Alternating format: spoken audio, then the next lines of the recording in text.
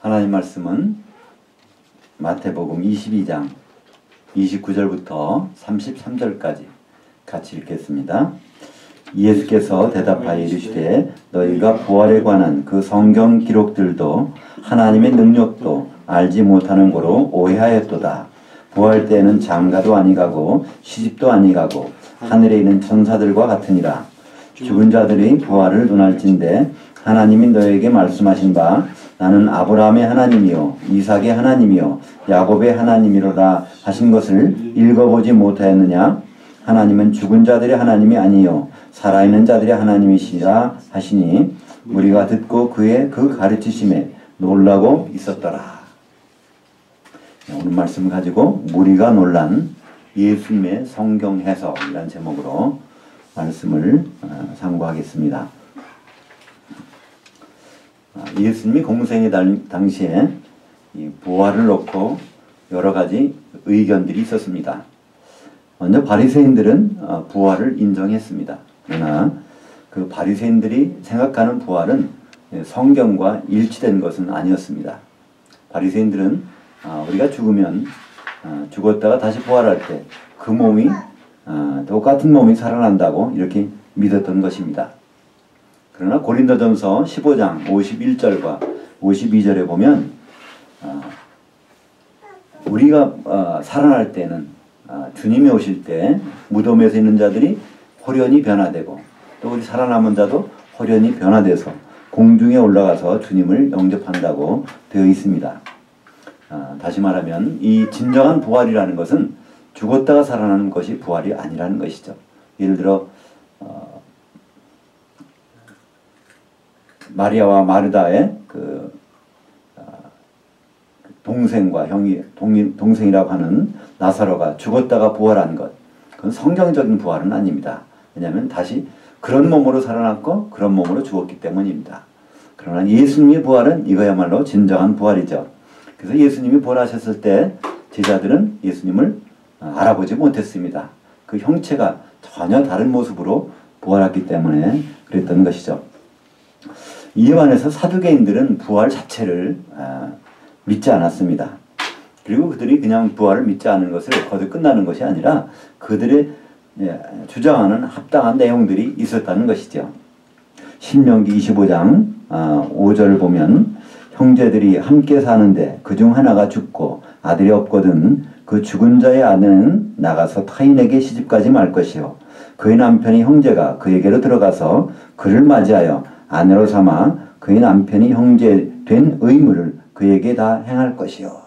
그래서 이 신명기 말씀을 가지고 예수님 앞에서 질문한 것입니다.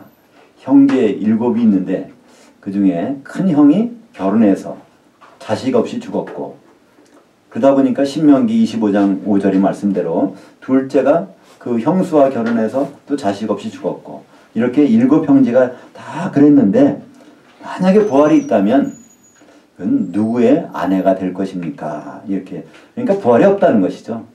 성경에서는 한 남자가 한 아내를 취하라고 돼 있고 만약에 여러 여자를 취할 경우는 이혼하고 이혼 증서를 써주고 아내를 다른 아내를 취해야 되기 때문에 한 남자는 한 여자만 아내로 삼아야 되는데 만약에 부활이 있다고 하면 그것은 모순이 생긴다는 것을 그들은 주장했던 것입니다. 그들은 성경을 오해했기 때문에 하나님의 능력을 무시했다고 주님은 말씀하고 있습니다. 그러나 부활 때는 우리 신랑이신 예수님과 한 신부인 교회만이 필요합니다. 그때는 다른 결혼은 없다는 거죠. 하나의 결혼만 존재하는데 남편 대신 예수 그리스도 또 아내 된 교회 이 두 신랑과 남편의 관계만 존재하게 되는 것입니다. 그렇기 때문에 부활이 있다면 한 여자가 7 남편 중에 누구를 택할 것인지 또 각 남자는 누구가 진짜 아내라고 할 것인지 이런 모순이라는 사두개인들의 말 자체가 오히려 모순이 되는 것입니다. 이렇게 부활 때는 주님이 재림하실 때는 한 신부만 필요합니다. 이것이 바로 이 성도들이 한 몸을 이루어서 교회가 진정한 교회가 되는 이유이기도 합니다. 예수님은 오늘 본문 말씀 중에서 나오는 이 출애굽기 3장 14절과 15절을 아주 새롭게 해석을 하셨습니다. 우리가 잘 아는 대로 하나님을 어떻게 이해합니까? 아브라함의 하나님, 이삭의 하나님, 야곱의 하나님, 스스로 있는 자니라. 우리는 그렇게 알고 있습니다. 성경을 그렇게 번역했기 때문이에요. 근데 오늘 말씀 보면은 그것이 아니라는 겁니다. 지금 이 사두개인들이 신명기 내용을 가지고 부활을 이해하고 있는데 그게 다가 아니라는, 그것은 이 세상에 현생에서 끝난다면 그것이 일리가 있지만 그것이 끝나는 것이 아니라는 겁니다. 그래서 끝나지 않고 부활이 있다는 것을 예수님이 말씀하시기 위해서 출애굽기 3장 14절과 15절을 예수님은 말씀하고 있는 것입니다. 우리 주보 순서지 맨 밑에 보면 출애굽기 3장 14절과 15절, 이것을 예수님이 어떻게 말씀하고 있는지를 한번 거기 성경 본문은 이렇게 지워가지고 있고 그 후에 제대로 된 번역을 가지고 같이 읽어보겠습니다. 하나님이 모세에게 이르시되 나는 변화시킬 자이니라. 또 이르시되 너는 이스라엘 자손이 이같이 이르기를 변화시킬 자가 나를 너에게 보내셨다 하라. 하나님이 또 모세에게 이르시되 너는 이스라엘 자손에게 이같이 이르기를 너희 조상의 하나님 여호와 곧 아브라함의 하나님, 이삭의 하나님, 야곱의 하나님께서 나를 너희에게 보내셨다 하라. 여호와는 나의 영원한 이름이요 대대에 기록할 나의 칭원이라. 갑자기 예수님은요 출애굽기 이 말씀을 가지고 부활을 가지고 설명하시는 것이죠. 전통적으로 여기서 해석은요 스스로 있는 자니다 이렇게 해석합니다. 여기에 사용되는 단어가 히브리 말로 하야라는 동사입니다. 이 하야를 영어의 비동사라고, 그러니까 존재한다 이렇게 해석해 버리니까 스스로 있는 자가 이렇게 말한다 이렇게 해석이 되는 것이죠. 근데 예수님은요 이 말씀을 가지고 지금 아브라함의 하나님이고 야곱의 하나님이고 이삭의 하나님이라는 것을 가지고 지금 이런 분인 너를 보내니까 염려하지 말라는 것입니다. 그것은 바로 옛날에 있었던 하나님, 지금도 있는 하나님, 또 앞으로도 있을 그런 하나님, 여기 나약하고 정적인 하나님이 아니라 바로 아브라함도 살리실 거고 바로 이삭도 살리실 거고 야곱도 살릴 수 있는, 변화시킬 수 있는, 바로 부활시키는 이런 하나님이 너를 보내니까 그렇게 얘기를 하라는 것입니다. 예수님은 이 말씀을 가지고 오늘 읽은 마태복음 22장 32절에 해석한 내용이 나옵니다. 한번 예수님의 해석을 우리가 다시 한번 읽어보겠습니다. 나는 아브라함의 하나님이요 이삭의 하나님이요 야곱의 하나님이로라 하신 것을 읽어보지 못하였느냐? 하나님은 죽은 자들의 하나님이 아니시오 살아있는 자들의 하나님이시냐 하시니. 그러니까 하나님은요 반드시 살아있는 자들이 하나님이라고 그러는데, 그럼 아브라함도 살아있어야 됩니다. 이삭도 살아있어야 되고요 야곱도 살아있어야 되고, 그건 하나님이 그렇게 하시겠다는 거예요. 아브라함은 스스로 살 수가 없습니다. 그러나 하나님은 아브라함도 살리시겠다는 겁니다. 이삭도 스스로 살 수는 없습니다. 그러나 하나님이 이삭도 살리시고 야곱도 살리시겠다는 것입니다. 그렇기 때문에 하나님은 이런 하나님이라는 것을 너희는 오해하고 있었다는 것이죠. 그리고 하신 말씀이 있습니다. 부활 때는 30절에 부활 때는 장가도 아니가고 시집도 아니가고 하늘에 있는 천사들과 같으니라. 이렇게 살려서 하는 일은 다시 결혼 생활하라고 살려주신 것이 아니라는 것입니다. 그때는 결혼 생활은 다 끝납니다. 왜냐하면 그때 신랑 하나하고 신부 하나밖에는 존재하지 않기 때문에 그때 결혼이라는 것은 다시 없다는 것이죠. 그래서 그때 부활해서 내가 누구 남편이 돼야 될까? 우리가 결혼해가지고 예를 들어서 배우자 중 한 사람이 일찍 죽을 수가 있어요. 그러면 합법적으로 재혼할 수 있습니다. 그건 불법이 아닙니다. 그러면 나중에 부활했을 때는요, 이 남편이 둘이든지 셋이든지 또 아내가 또 여러 명일 수도 있다는 겁니다. 사두개인들은 이걸 가지고 모순이라고 합니다. 그렇기 때문에 사두개인들은 부활이라는 것이 있을 수 없지 않느냐 주장했지만 우리 예수님은 그렇지 않습니다. 예수님은 분명히 부활이 있는데 그때는 우리를 결혼관계를 유지시키려고 부활을 시키는 것은 아니라는 것입니다. 우리는 보통 그런 말을 하죠. 결혼생활 어디 하는 분들이 그럽니다. 나는 다시 죽었다 살아나도 지금 있는 아내와 결혼할 거야. 또 아내 된 사람들은 또 그렇게 하는 말도 해요. 내가 죽었다 살아나도 우리 신랑과 다시 한번 같이 살 거야. 물론 그에 반대되는 경우 있겠죠. 다시는 저런 남자 안 만나겠어. 다시는 저런 사람은 아내로 안 맞이겠어. 이럴 사람도 있겠지만 또 그 반대도 있다는 것입니다. 그러나 우리는 그것이 성경적이 아니라는 것을 예수님 말씀합니다. 마태복음 22장 30절에 부활 때는 장가도 아니 가고 시집도 아니 가고. 왜 그럴까요? 신랑이 하나밖에 없으니까, 신부도 하나밖에 없으니까 다른 결혼은 존재하지 않는다는 것입니다. 바로 그들은 사두개인들, 유대인들은 이걸 무시한 것입니다. 오늘 마태복음 22장 29절에 예수님 말씀하시죠. 예수께서 대답하여 이르시되 너희가 부활에 관한 그 성경 기록들도 하나님의 능력도 알지 못하는 거로 오해하였도다. 그러니까 성경 기록은 나름대로는 문자적으로 아는데 그 내용을 몰랐다는 거예요. 그러다 보니까 어떤 일이 벌어집니까? 하나님의 능력을 모른다는 것입니다. 하나님은 반드시 살려내실 분이라는 그 능력을 모른다는 거예요. 사두개인들은 그래서 부활이 없다는 것입니다. 하나님은 어떻게 살리겠냐는 것이에요. 그것은 바로 그들이 성경을 오해하기 때문에 이런 일이 일어났다는 것입니다. 그러니까 성경에서 사실 히브리 말은요, 단어가 많지 않습니다. 사실 구약 성경들을 기록할 때 그것 성경을 읽게 되는 사람들의 수준은요, 노예 수준입니다. 이스라엘 백성들은 애굽에 가서 400년 동안 노예 생활을 했습니다. 그런 사람들에게 주신 말씀이라고 하면요, 단어도 몇 가지 안 되고요. 그 뜻도 굉장히 단순 명료합니다. 그것이 창세기부터 기록된 모든 성경들입니다. 근데 우리는 그것이 굉장히 어렵게 이해가 안 될 정도로 되는 것이죠. 그러니까 창세기 1장과 2장과 나오는 이 모든 성경들이 사실은 굉장히 어렵게 번역이 되었다는 것입니다. 이런 예수님은 이 하야를 비동사가 아니라 이것을 becom이라고 하는 또는 reform이라고 하는 change라고 하는 그런 개념으로 오늘 해석하시는 것을 볼 수 있습니다. 그래서 살아있는 자들이 하나님, 그러니까 반드시 살리실 하나님. 그래서 하나님은 이런 스스로 있는 자가 아니라 변화시킨 자라는 것을 말씀하고 있는 것입니다. 이 하야라는 동사는 창세기 해석에도 지대한 영향력을 미치게 됩니다.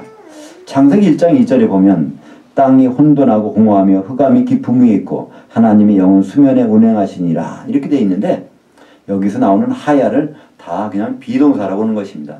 처음부터 공허했고 혼돈했고 이걸 하나님이 어떻게 엮어서 지금 세상으로 만들어 가셨다. 이것이 우리가 이해하는 창세기의 창조론입니다.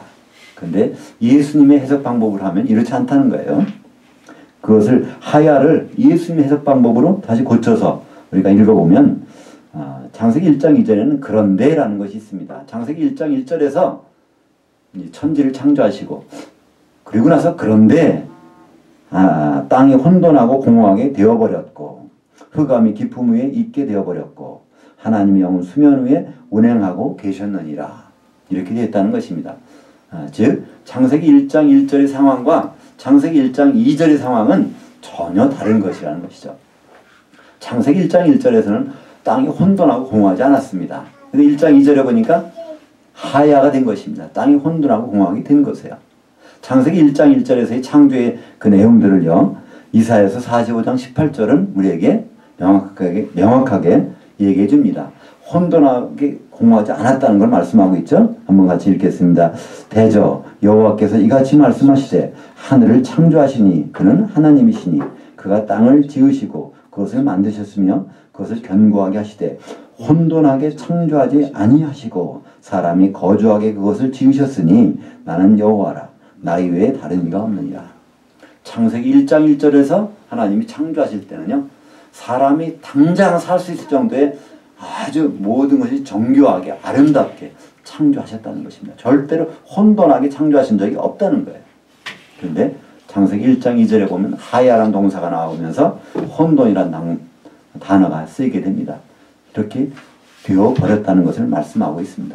그러니까 하나님은 그냥 창조해놓고 말아보시는 분이 아니라 혼돈하게 되어버렸어도 그것을 하나하나 첫째 날 빛이 있으라. 둘째 날 바로 이 궁창과 궁창 아래 물을 만드시고 이 모든 것들을 하나하나 복구시켜가고 변화시켜가고 하는 그런 하나님인 것을 우리에게 소개하고 있습니다. 바로 여호와 하나님의 이름도요. 이 하야의 동사에서 나온 것입니다. 하야의 동사를 변형시켜서 바로 여호와. 그러니까 하야하는 나는 하야하는 자니라. 이것을 우리말 번역에 스스로 있는 자라고 번역한 것인데요. 여호와라는 뜻도 바로 하야, 변화시킨 자라는 거예요. 뭐든지 변화시키는 겁니다. 가장 큰 변화가 뭘까요? 가장 큰 변화는요. 고쳐주는 것도 큰 변화입니다. 그죠? 집을 새로 짓는 것이 변화예요. 근데 가장 큰 변화는요. 죽은 사람을 살리는 거예요. 그죠? 부활시키는 변화. 그러니까 하나님은 바로 이러한 하야의 하나님이기 때문에 우리를 반드시 변화시킬 것이고 우리는 다 죽습니다. 그러나 우리를 반드시 변화시키는 것은 우리를 다시 살리시겠다는 것이죠. 그래서 이 하나님의 이 변화시키는 하나님을 알지 못하고 그냥 스스로 계시고 정적으로 계신 분이라고 알게 되면 우리는 하나님을 나약한 하나님으로밖에 인정을 못합니다.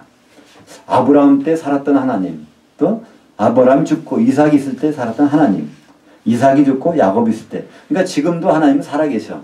왜냐하면 역사적으로 그분은 존재하셨으니까. 성경은 그렇게 말하지 않거든요. 죽은 아브라함도 살리시는 하나님, 이삭도 살리시는 하나님, 야곱도 살리시는 하나님. 그러니까 우리가 죽어도 우리를 반드시 살리시는 하나님, 그런 하나님이라는 것을 부활의 하나님을 통하여 예수님은 우리에게 말씀하시는 것입니다. 이것은 전혀 서기관들의 성경 해석 방법과는 다르다는 것이죠. 서기관들은 성경을 잘 알았습니다. 당대 서기관들만큼 성경을 아는 사람 없었습니다. 성경이 그 당시에는요, 두루마리 책에 기록되어 있기 때문에 이것을 다 쌓아놓으면요, 거의 2m 되는 큰 창고에 꽉 쌓는다고 그래요. 그것을 서기관들은 다 암기하고 있고 그것을 다 기록해서 가르치고 나눠주는 사람들이었습니다. 근데 그들은 그냥 오해하고 지나간 거죠. 예수님이 베들레헴에서 탄생한다는 거, 메시아가 탄생한다는 거, 그 성경에 나와 있어요. 그러니까 동방박사들이 예루살렘에 왔다가 그걸 물어보지 않습니까? 헤롯한테 와서. 그러니까 헤롯이 서기관들을 다 불렀습니다. 물어보니까 메시아는 베들레헴에서 태어납니다. 알았어요. 근데 동방박사들이 베들레헴에 갈 때 서기관들은 따라가는 사람이 없었어요. 관심이 없었어요. 문자로만 알고 있었다는 것을 볼 수 있죠. 예수님을 십자가에 달려서 죽게 한 이도 누굽니까? 이방인인 본디오 빌라도 로마 사람은요 끝까지 살려보려고 했어요. 죄가 없다는 것입니다. 그러나 끝까지 죽게 만든 것. 유대인들은 십자가에 달려서 죽게 합니다. 성경을 가지고 있고 그것을 아주 그대로 살고 있고 한다고 하는 사람들이 가장 큰 오해를 하다 보니까 예수님도 죽이는 그런 아주 하나님 능력을 무시하는 결과를 낳게 한다는 것입니다. 사랑하는 성도 여러분, 누구든지 성경을 오해한다면 하나님 능력을 무시하게 됩니다. 그러다 보니까 부활의 능력도 무시하게 되고요. 이 세상이 다 끝이라고 생각하는 거예요. 부활이 없다고 생각하니까. 그렇다면요, 주님이 재림하시는 날에 공중에서 혼인잔치가 벌어지는데 거기에 들어갈 수 있는 사람, 성경을 제대로 아는 사람만, 오해하는 사람은 반드시 들어갈 수가 없을 것입니다. 이 사두개인들은 부활을 인정하지 않았고 바리새인들은 자기 나름대로 부활을 생각했지만 이들은 부활을 전혀 몰랐던 사람입니다. 예수님은 다시 말씀하십니다. 바로 하나님은 그냥 존재만으로 끝나시는 스스로 있는 분이 아니라 하나님은 하야의 하나님, 여호와의 하나님, 바로 변화시키는 하나님, 그런 하나님 것을 예수님은 우리에게 오늘 해석해주고 있는 것입니다. 기도하겠습니다. 하나님 아버지의 은혜를 감사합니다. 우리가 정말 성경을 잘 알고 성경을 읽고 성경대로 살린다고 하지만 성경을 오해하는 그런 적이 얼마나 있는지 모릅니다. 구약에서 예수님 당시에도 바로 서기관들이 그런 사람들이었고 모든 유대인들이 그런 사람들인 것을 우리는 볼 수가 있습니다. 아버지 하나님, 우리가 오늘 많은 사람들이 성경을 읽고 성경을 본다고 하지만 역시 성경을 오해하여 주님의 능력을 무시하는 사람들이 많지만 우리는 주님을 이해하고 주님을 잘 알아서 정말 혼인잔치에 다 들림받아 들어가는 모든 성도가 될 수 있도록 은혜 베풀어 주시옵소서. 예수님 이름으로 기도합니다. 아멘. 찬송가 436장입니다.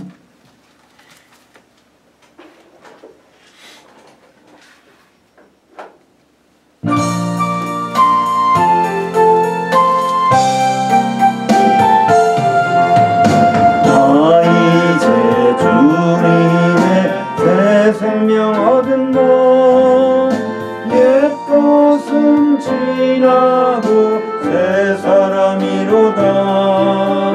그 생명 내 맘에 강같이 흐르고 그 사랑 내게서 해같이 빛난다. 영생을 맡고 주 안에 살리라. 오늘도 내일도 주 함께 살리라. 주 안에 감추인 새 생명 얻으니 이전에 줬던 것 이제는 값없다. 하늘의 은혜와 영화를 맛보니 찬송과 기도로 주 함께 살리라. 영생을 누리며 주 안에 살리라. 오늘도 내일도 주 함께 살리라. 산천도 조목도 새 것이 되었고 죄인도 헌수도 친구로 변한다. 새 생명 얻은 자 영생을 누리니 주님을 모신 나 새 하늘이로다. 영생을 누리며 주 안에 살리라. 오늘도 내일도 주 함께 살리라. 주 따라가는 길 험하고 멀어도 찬송을 부르며 뒤따라가리라. 나 주를 모시고 영원히 살리라. 날마다 섬기며 주 함께 살리라. 영생을 누리며 주 안에 살리라. 오늘도 내일도 주 함께 살리라.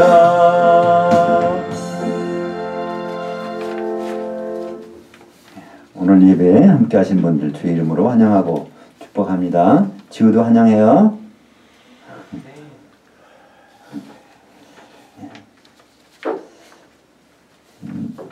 이번 주 목요일부터 요한계시록 강의가 시작됩니다. 주제는 새롭고 성경적인 요한계시록 강해. 세상 말로 하면 싹 다 바꾼 요한계시록 강해. 이렇게 표현해도 좋을 만큼 우리가 생각하고 있는 그런 요한계시록이 아니라 성경에서 말하는 요한계시록을 우리가 찾아 나설 것입니다. 그리고 우리 교회 협동 목사로 계신 김용자 목사님, 아들 구돈혁 강도사님이 몸이 좀 불편하신데요. 4월 15일 날 서울대병원에서 진료를 받는다고 합니다. 그래서 그걸 위해서 기도해 달라고 연락이 와서 주보에도 올렸습니다. 생각나실 때 기도해 주시면 좋겠습니다. 다른 광고사원 주보를 참조해 주시고요. 축도함으로 예배를 마치겠습니다. 이제는 우리 주 예수 그리스도의 은혜와 하나님의 사랑과 성령의 교통하심이 우리를 반드시 부활시킬 주님의 능력을 믿는 모든 성도에 지금부터 영원토록 함께 있을지어다. 아멘.